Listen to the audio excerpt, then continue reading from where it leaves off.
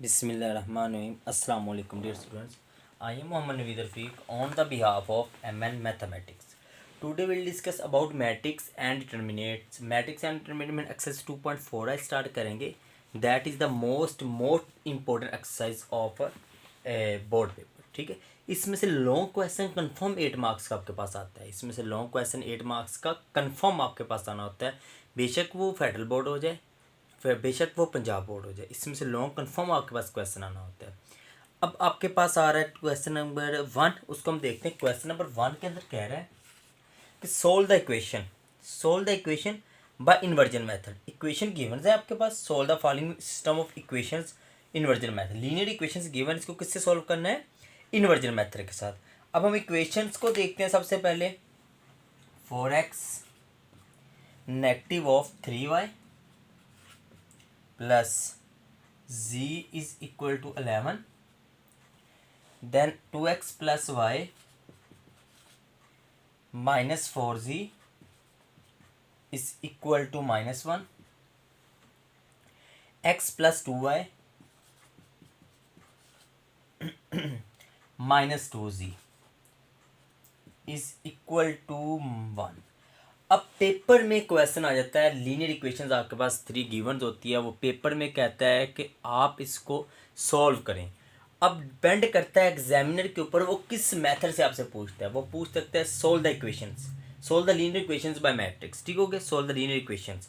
अब पेपर में जब आपके पास मैट्रिक्स की कोई लीनियर 3 इक्वेशन दे देता है वो आपके पास, तो वो कहता है इसको आप सॉल्व करें. अब डियर स्टूडेंट्स, डिपेंड करता है आपके ऊपर कि आप किस मेथड सॉल्व करें. अगर तो वो मेंशन कर दें कि इसको इन्वर्जन मेथड से करें, देन आप इन्वर्जन से करें. अगर वो क्रेमर रूल से कह दे तो आपने क्रेमर रूल से करना है. अगर वो कह दे आपने रो ऑपरेशन से करना है, देन आप रो ऑपरेशन से करेंगे. अगर कह दे कॉलम ऑपरेशन से करना है, आप कॉलम ऑपरेशन से इसको सॉल्व करेंगे. अगर वो फॉर एग्जांपल कह दे कि एचएलएफ फॉर्म से सॉल्व करें या रिड्यूस एचएलएफ फॉर्म से सॉल्व करें, जिस तरह वो क्वेश्चन आपसे मेंशन करे आपने उसी मेथड इसको सॉल्व करना है. अब आपके पास इक्वेशन है, वो कहता है इस इक्वेशंस को आप लीनियर इक्वेशन है, इसको आप सॉल्व करें इन्वर्जन मेथड. किस मेथड सॉल्व करें? वो कह रहा है आपके पास है इन्वर्जन मेथड. कह रहा है कि इन्वर्जन जो आपके पास मेथड है ना, उस मेथड से इसको क्या करें? सॉल्व करें. इसको इन्वर्जन मेथड इसको क्या करें? सॉल्व करें. अब जो इन्वर्जन मेथड है उसका मेथड ये आपके पास क्या आपके पास होता है, A inverse is equal to adjoint A over A का डिटर्मिनेंट. उसमें आपको इन्वर्स फाइंड करना पड़ता है. देन आपके पास इसको प्रॉपर, मैं इसका सोल्यूशन आपको बताता हूँ कैसे सॉल्व करना है. आप इसको रहने देख पर इन्वर्जन मेथड में प्रॉपर आपको नीचे लिख के बता देता हूँ. अभी देखें, मैं इसको सिस्टम ऑफ मैट्रिक्स के अंदर लिखता हूँ. मैट्रिक्स की फॉर्म में 4 -3 1 2 1 -4 1 2y 2 -2. ये आपके पास मैट्रिक्स आपके पास आ गया. ये आपके पास इक्वेशंस आ गई. इसको आप लिखेंगे, साथ आप लिख लेंगे x y एंड z है इज इक्वल टू क्या 11 -1 एंड 1. ये आपके पास आ गया. ठीक हो गया. अब आपने किससे करना है? इन्वर्जन मेथड से. अगर तो क्रेमर रूल होगा तो हम क्रेमर रूल अलग मेथड है. अगर एचएलएफ फॉर्म, रिड्यूस एचएलएफ फॉर्म, वो अलग मेथड्स हैं. वो आगे जो क्वेश्चन आपके पास नेक्स्ट, उनमें वो मेथड्स आप यूटिलाइज कर लेंगे.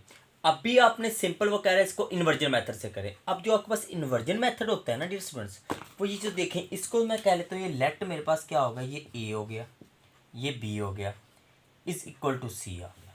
ठीक हो गया. A B is equal to C. अब बी मैंने फाइंड करना है. A B is equal to C हो गया. बी मैंने फाइंड करना है, तो मेरे पास क्या होगा. अब देखिए यहाँ से जो एक चीज़ मेन आपने देखनी थी, बी की लेफ्ट साइड पे क्या ए, तो सी की भी लेफ्ट साइड पे जाके आ जाएगा A inverse of C. A inverse of C. तो अब हम क्या करेंगे, सबसे पहले हम इनवर्स फाइंड करेंगे.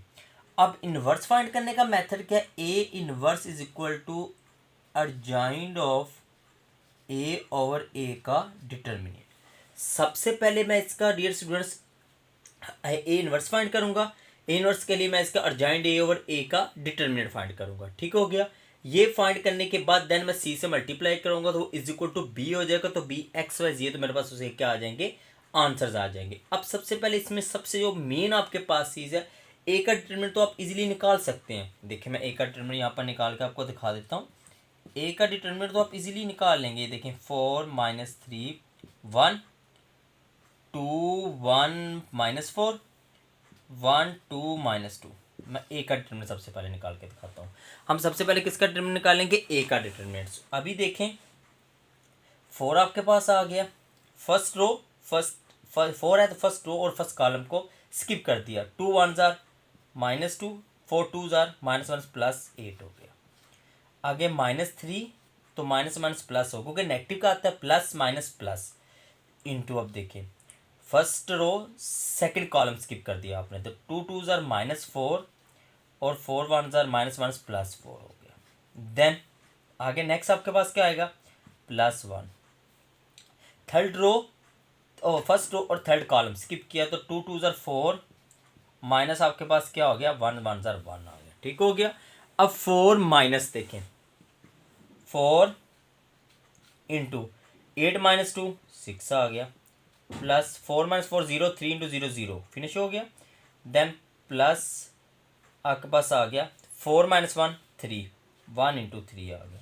तो नेक्स्ट मेरे पास इसका आंसर आ जाएगा 4 6 24 +3 इज इक्वल टू क्या आ गया? 27। मेरे पास इसका क्या आ गया? आंसर आ गया। किसका आंसर मेरे पास 27 आ गया? अभी तक मेरे पास इसका आंसर आ गया स्टूडेंट्स, ए आपके पास ए डिटर्मिनेट का। किसका? ए डिटर्मिनेट का। अब देखिए does not is equal to 0 है। अगर समथिंग ओवर 0 आ जाए तो आंसर आपके पास हमेशा इन्फिनिटी आता है, जिसको हम कहते हैं नॉट डिफाइंड है। अब देखिए आपके पास सिंपल इस किसका आंसर आ गया? अभी आपके पास आंसर डियर स्टूडेंट्स आ चुका है ए डिटर्मिनेट का। अब आपने ए डिटर्मिनेट का आंसर निकाल लिया, मतलब इसकी नॉट इज इक्वल टू 0 है, तो मतलब इसका सोल्यूशन पॉसिबल है। अब हम अर्जेंट ऑफ ए निकालेंगे। अर्जेंट ऑफ ए निकालने के लिए मुझे सबसे पहले इसके तमाम इसके को फैक्टर्स को निकालना पड़ेगा। तो मैं सबसे पहले इसका अर्जेंट ऑफ ए निकालता हूँ। देखें हम अर्जेंट ऑफ ए के लिए मुझे क्या चाहिए? इसके तमाम के तमाम को फैक्टर्स चाहिए ना। A11 A12 A13 A21। मैं इधर को फैक्टर्स आपको लिख देता हूँ कौन कौन सा मुझे डिफाइंड है। देखिए इधर मैं को फैक्टर आपके पास लिख देता हूँ। A11 A12 A13 A14। जी डियर स्टूडेंट्स हम इसके को फैक्टर्स लिखते हैं। देखें को फैक्टर निकालने के लिए सबसे पहले मैं इसके जो फैक्टर्स निकाले वो लिख देता हूँ। A11 निकालना है, A12 A13 A21 A22 A23 A31 A32 A33। ये मैंने तमाम के तमाम फैक्टर्स इसके क्या करने हैं? निकालने हैं। जब ये मैं फैक्टर्स फाइंड आउट कर लूँगा ये वाले, तो मेरे पास इसका मैंने क्या लूँगा? ट्रांसपोज। को फैक्टर ऑफ ए मैं निकालूंगा सबसे पहले। ये ए मैट्रिक्स है ना, को फैक्टर ऑफ ए मैं सबके सब पहले निकालूंगा, फिर इसमें को फैक्टर ए का लूँगा ट्रांसपोज, तो वो किसके इक्वल आ जाएगा? अर्जेंट ऑफ ए के इक्वल। तो सबसे पहले मैं को फैक्टर निकालता हूँ। मैं निकालता हूँ A11 -1 की पावर 1 + 1। ये हम प्रीवियस एक्सरसाइज में कर चुके हैं। अगर आप मेरा प्रीवियस लेक्चर देखें उसके अंदर हमने प्रीवियस एक्सरसाइज 2.3 के क्वेश्चन नंबर 1 में ये काम किया हुआ को फैक्टर निकालने वाला। अब देखिए को फैक्टर निकाला, -1 की पावर आ गई 1 + 1। अब A11 ये टर्म है इधर, तो इधर टर्म ये बन गई। अब A4 आपके पास एज इट इज़ हो गया। अब इसकी जगह आप देखें, इसके 4 के आगे ये रो और ये कॉलम स्किप कर दिया, तो 1 - 2 अगर मैं लिखूँ 1 -4 2 एंड -2 आ जाता है। अब इसको मैं अगर सिंप्लीफाई करूँ, -1 की पावर इवन नंबर आ तो पॉजिटिव 1 हो गया, ख़त्म हो गया। 2 1s are -2 and 4 2s are -2 and +8 is equal to क्या आ गया आपके पास? -2 + 8, तो आपके पास क्या आंसर आ गया? 6 आ गया। A21 अगर देखें -1 की पावर 1 + 2, आगे A21 बच्चे ये बनता है आपके पास, तो आप ये कॉलम और ये रो को स्किप कर देंगे। 2 -4 1 एंड -2 2 -4 1 एंड -2 माइनस इंटू, क्योंकि नेगेटिव आ जाता है। 4 2 2s are -1 की पावर 8 आ गई, तो नेगेटिव आ गया। 2 2s are -4 and +4 is equal to 0 आ गया आपके पास। ठीक है, -4 +4 इज इक्वल टू क्या आ गया? 0 आ गया। आगे आ जाता है A31 -1 की पावर 1 3 + 1।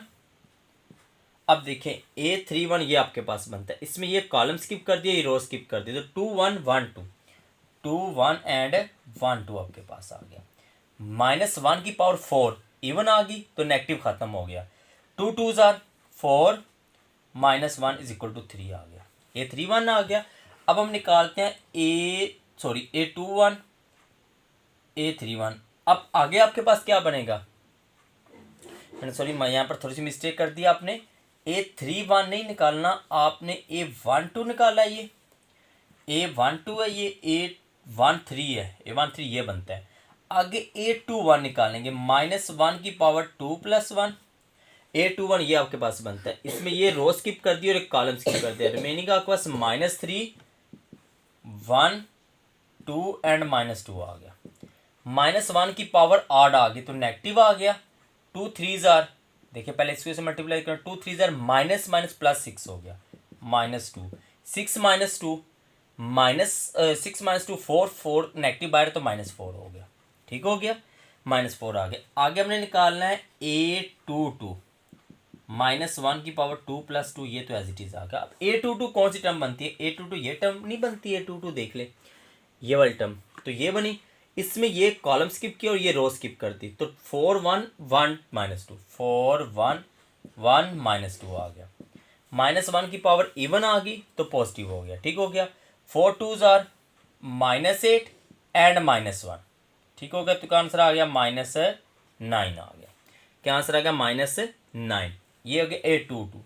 आगे हम निकालते हैं A23, -1 की पावर 2 + 3, ठीक हो गया। A23 ये नहीं बनता आपके पास, ये देखें ये, तो ये A23 आ गया -4 वाला। ये A23 ये बनता है, इसके साथ ये कॉलम को स्किप किया और ये रो को स्किप कर दिया, तो 4 -3 1 2 4 -3 1 2 आपके पास आ गया। देखिए -1 की पावर 5 तो आठ आ गई, नेगेटिव आ गया। 4 2s आर 8 -+3 हो गया, क्योंकि 3 1 3 नेगेटिव पॉजिटिव हो गया, तो -11 इसका आंसर आ गया। ठीक हो गया। अगले में देखें A31, -1 की पावर 3 + 1, ठीक है। A31 ये बनता है, ये कॉलम स्किप और ये रो स्किप, -3 1 और 1 4, -3 1 एंड 1 -4। नेगेटिव की पावर इवन बनती है, 3 + 4 4 बनती है नेगेटिव की पावर, तो इवन पॉजिटिव हो गया, तो नेगेटिव खत्म हो गया। 4 3s आर -12 1 1s आर -1, तो -4 3 12 +12 सॉरी, और 1 1s आर -1, तो प्लस का क्या आ गया? 11 आ गया आपके पास। आगे A32 मेरे पास बनता है -1 की पावर 3 + 2, ये बनता है देखें। और A32 ये टर्म है, इसके साथ ये कॉलम स्किप और ये रो स्किप, 4 1 2 4 4 1 4 1 2 एंड -4। -1 की पावर ऑड है तो माइनस आ गया बाहर। 4 4s आर -16 एंड -2, -18 आया, और नेगेटिव नेगेटिव क्या आ गया? पॉजिटिव, तो पॉजिटिव 18 आ गया। A32। अब हम निकालते हैं A33, -1 की पावर 3 + 3, ये तो पहले हमने लिख लिया। अब हम देखते हैं अपना कोफैक्टर किसका निकालना है। A33 ये बनता है एंड वाली टर्म, इसके साथ ये कॉलम स्किप और ये रो स्किप, ये वाली, तो 4 -3 2 1 4 -3 2 1 आपके पास आ गया। -1 की पावर इवन है तो पॉजिटिव आ गया। अब हम क्या निकालते हैं? अब 4 1s आर 4 -+3 2s आर 6, तो आपके पास इसका क्या आंसर आ गया? 10 आ गया। क्या आंसर आ गया इसका? 10 आ गया। अब तो आपके पास A33 ये तो आपके पास इसके फैक्टर्स आ गए। अब मैं लिखता हूँ कोफैक्टर्स ऑफ ए। मैंने ये कोफैक्टर ऑफ ए लिख दिया, वो लिखता हूँ एक मैट्रिक्स की फॉर्म में। देखें वो क्या बनेंगे? 6 0 3, आगे -4 -9 -11, आगे 11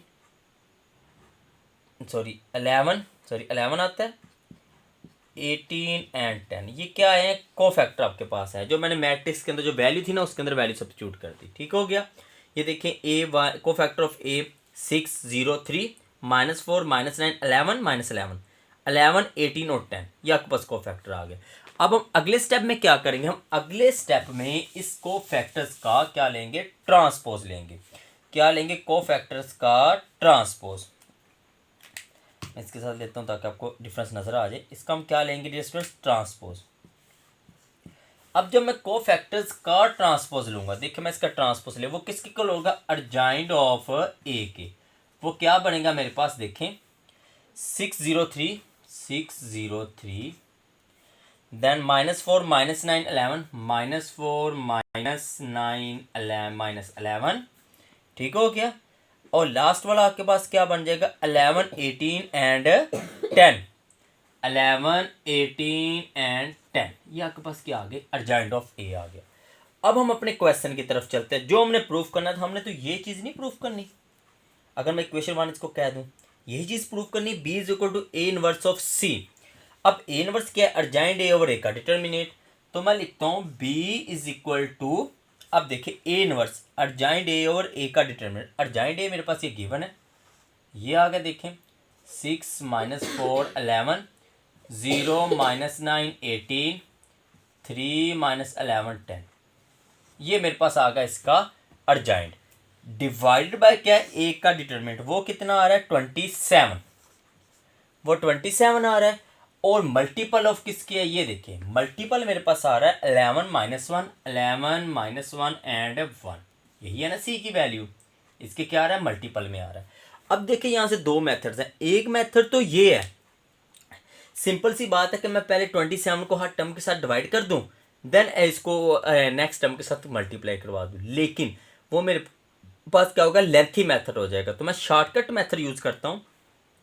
शॉर्टकट मेथड ये है डियर स्टूडेंट्स कि हम ये चीज़ करते हैं कि हम इस 27 को साइड पे लिख लेते हैं, 1/27 को देखें, और हम क्या करते हैं, इन दोनों को पहले मल्टीप्लाई कर देते हैं। देखिए फर्स्ट रो के एलिमेंट्स और फर्स्ट कॉलम के एलिमेंट सेम है, मतलब 3x3 का ये मैट्रिक्स, 3 इसके रोज में एलिमेंट और 3 इसके कॉलम में है, तो इजीली मल्टीपल हो जाता है। पहले मल्टीप्लाई करवाएं, 11 6 आर 66, ठीक हो गया, 4 1 आर +4 एंड 11 1 आर +11 आ गया, ठीक हो गया। नेक्स्ट आपके पास क्या बना, 0 को 11 से मल्टीप्लाई करवाया 0, 9 1 आर +9 और 18 1 आर +18 ही हो गया। Then third row first column, 3 11 are 33, 11 1 are +11 and 1 10 are +10 आ गया। ये देखिए 1/27 इंटू 16 + 4 70 + 81 27 एंड 11 + 33 44 + 54 आ गया। अब 27 हर टर्म के साथ डिवाइड करें, 81 डिवाइडेड बाय 27 मेरे पास आ गया 3, 27 डिवाइडेड बाय 27 1, 54 डिवाइडेड बाय 27 2। अब यह आ किसके रहे हैं, इक्वल बी के। अब बी किसके इक्वल है, X Y and Z, B इसके इक्वल नहीं है, चेक करें क्वेश्चन के अंदर। तो मेरे पास जो एक्स हो जाएगा वो 3 है, वाई मेरे पास 1 है एंड जी मेरे पास क्या डियर स्टूडेंट्स 2 आ जाएगा। ऐसे ही है फिर, या आपके पास इसका क्या आ जाएगा, आंसर आ जाएगा। दोबारा देख लें बच्चे, हमने क्या किया, हमने मैट्रिक्स के अंदर 2.4 एक्सरसाइज के अंदर क्वेश्चन नंबर 1 था, वो कहता है क्वेश्चन को सॉल्व करें और इसमें आपने इन्वर्जन मेथड लगाना है। अगर तो वो कहता है क्रेमर रूल से करें, एचएलएफ फॉर्म या रिड्यूस एचएलएफ फॉर्म से करें, तो हम उस मेथड से कर लेते हैं, लेकिन यहाँ पर उसने हमें बाउंड कर दिया है कि आप इसको इन्वर्जन मेथड से करें। तो इन्वर्जन मेथड के लिए मुझे पता, ये देखें, अब देखिए ये टर्म्स आपको क्वेश्चन है कि ये टर्म हम ऐसे कैसे लिख सकते हैं। ये टर्म बच्चे हम इसको ऐसे लिख सकते हैं, अगर मैं दोबारा मल्टीप्लाई करवाऊँ ना तो यही टर्म्स बनती है मेरे पास, बेशक आप मल्टीप्लाई करवा के देख सकते हैं। तो हमने 4 -3 1 2 1 एंड -4 1 2 एंड -2 एक्स वाई जी और इज इक्वल टू 11 -1 और 1, ये मैंने मैट्रिक्स की फॉर्म में लिखी है। लेट किया, इसको ए कह लिया, इसको बी, इसको सी, तो A B is equal to C आ गया। अब मुझे वैल्यू किसकी चाहिए, मुझे बेसिकली वैल्यू यहाँ पर चाहिए इसकी बी की। तो मैंने क्या किया, बी को इस साइड पे रख लिया, ए उस साइड पे जाके इन्वर्स हो गई। यहाँ पर एक चीज़ जो आपके नोट करने वाली है कि ए उस साइड पे जाके लेफ्ट साइड पे, अगर बी की लेफ्ट साइड पे है तो सी की भी लेफ्ट साइड पे होगा, ठीक हो गया। तो ए इनवर्स ऑफ सी, ठीक हो गया। अब आपने क्या किया, ए इनवर्स निकालना है। ए इनवर्स का फार्मूला होता है अर्जेंट ए ओवर ए का डिटर्मिनेंट, ये इसका फार्मूला आ गया। अब अर्जेंट ए से पहले मैं ए का डिटर्मिनेंट निकालता हूँ, क्योंकि अगर ए का डिटर्मिनेट ही 0 हो जाए देन इसका सोल्यूशन पॉसिबल नहीं, तो क्योंकि समथिंग ओवर 0 आंसर क्या आता है, इन्फिनिटी आ जाता है। पहले मैंने ए का डिटर्मिनेंट निकाला, वो मेरे पास आएगा 27 does not is equal to 0। अब हम देखते हैं A adjoint of A, adjoint of A के लिए मुझे क्या निकालने पड़े थे, इसके को फैक्टर्स। मैंने तमाम A11 A12 A13 A21 A22 A23 A31 A32 A33 तमाम इसके को फैक्टर निकाल दिए। फिर इसको मैंने को फैक्टर को मैट्रिक्स की फॉर्म में लिख लिया, जैसे A11 A12 A13 ये आ गए, A21 A22 A23 A31 A32 A33 तमाम मैंने को फैक्टर्स लिख लिए। अब मैंने इसका लिया ट्रांसपोज, जब मैंने ट्रांसपोज लिया तो किसके इक्वल आ गया, अर्जेंट ऑफ ए के। अब हमने अपनी इक्वेशन नंबर 1 जो थी उसको इंप्लाइज किया, यहाँ पर इक्वेशन नंबर किसको इंप्लाइज किया, 1 को। इक्वेशन 1 मेरे पास यही थी, B is equal to A inverse of C। तो B is equal to A inverse adjoint of A over A का डिटर्मिनेंट, ये अर्जेंट ए आ गया, ओवर ए का डिटर्मिनेंट 27 और C आ गया। अब यहाँ से दो मेथड थे, एक मेथड तो ये था कि मैं इनको अलग अलग डिवाइड कर लूँ देन उससे मल्टीप्लाई करवा दूँ। सेकंड मेथड ये था कि मैं पहले मल्टीप्लाई करवा दूँ एंड पे डिवाइड कर लूँ। वो एंड पे डिवाइड करने वाला इजी मेथड इसलिए क्योंकि अगर मैं पहले डिवाइड करूँ तो मुझे अक्सर वैल्यू के अंदर इसका एलसीएम लेना पड़ेगा, तो वो लेंथी मेथड हो जाएगा। शॉर्टकट मैंने मेथड यूज़ किया, तो मैंने इसको अलग अलग, इसको पहले इससे मल्टीप्लाई करा, दोनों को एंड पे मैंने इसको क्या किया, डिवाइड किया। तो मेरे पास एक्स वाई एंड जी के, क्योंकि X is equal to 3 Y is equal to 1 Z equal to 2, मेरे पास तीनों के तीनों आंसर्स आ गए। इस क्वेश्चन के अंदर हम बेसिकली तीनों के आंसर ही निकालने थे, तो उसने कहा था एक्स वाई जी के आंसर निकालने। अब पेपर के अंदर देखें ये क्वेश्चन तो कंप्लीट होगा, लेकिन जो मैं आपको एक्स्ट्रा चीज़ बताने को आया कि आपके आंसर राइट हैं या रॉन्ग है, हमें कैसे पता चलेगा। तो बच्चे इसका आसान मेथड ये होता है कि आपके पास जो आंसर्स आए हुए हैं ना, इन आंसर्स में किसी एक इक्वेशन के अंदर वैल्यू पुट करके देख लें।